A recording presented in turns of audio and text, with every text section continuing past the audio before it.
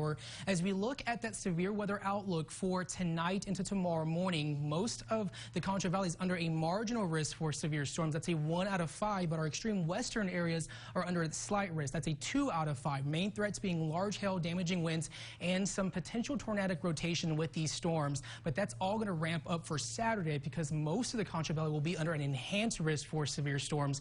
That's a 3 out of 5 for tomorrow as we head into Saturday into Sunday morning. Again, those threats being large hail, damaging winds, and potential tornadic rotation with these storms. Right now seeing relatively quiet conditions, but that's not the case for the west of us. We're already seeing a severe thunderstorm just to the west of Crockett County. It's slowly moving off towards the northeast, seeing a large hail with this potential storm. So these are the types of storms we're going to have to look out for, these small cellular type storms that could potentially move into our western areas there. It's not going to be widespread and not everybody's going to receive rain, but these strong storms are going to be able to pack a punch as we head into the next several hours. Futurecast has some of these storms making its way into our western areas around 7:30, 8 o'clock, and then as we head into the overnight hours, some of these could make it into San Angelo. This model is showing that this could be to the south of San Angelo. So El Dorado, Sonora, you're still going to be under the gun for some severe weather for tonight. And like I said, these storms are going to be really small. Not everybody's going to see coverage with these storms, but of course remaining strong as we head into Saturday. And then round 2. So it's going to be an overnight event tonight, and then those storms are going to start ramping up tomorrow night. It's going to be a similar situation.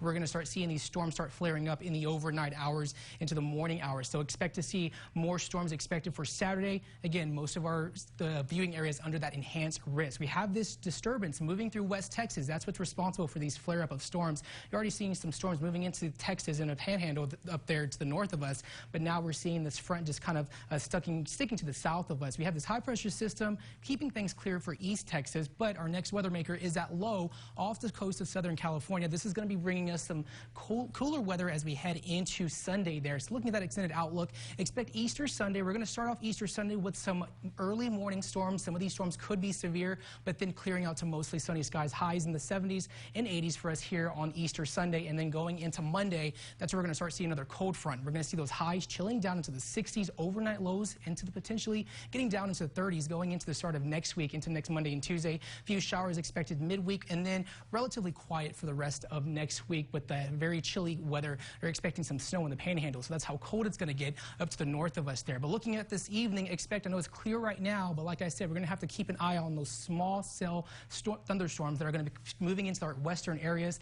Around 9 p.m., 69 degrees. Expect to see these storms start moving in around the next hour or two, and then we could still see that heading just after midnight going into those overnight hours. Tonight, expect to see our lows drop down to 54 degrees. Like I said, isolated severe storms expected. Winds out of the southeast at 5 to 10 miles an hour. And then tomorrow, we have a more increased threat for those storms in the picture with highs in the 80s. Of course, severe thunderstorms expected, winds out of the south-southwest at 5 to 10 miles an hour. For the next 7 days, expect that severe weather threat to last all through Saturday into Sunday morning there as we head into Easter Sunday, but it's going to clear out late morning, so it's going to be relatively sunny. And then that cold front, we're going to be in the 80s, low 80s for our highs, and then that cold front's going to drop us back down into the low 60s, overnight lows in the 30s, and then we're going to remain a little bit chilly as we head into the start of next week, and then that warming trend to take place through the middle of next week. High at 78 degrees, 76 for Thursday, Friday getting up to 77, but still anticipating that threat for severe weather for us here in the Concho Valley as we head into the next 24 hours. We'll be right back.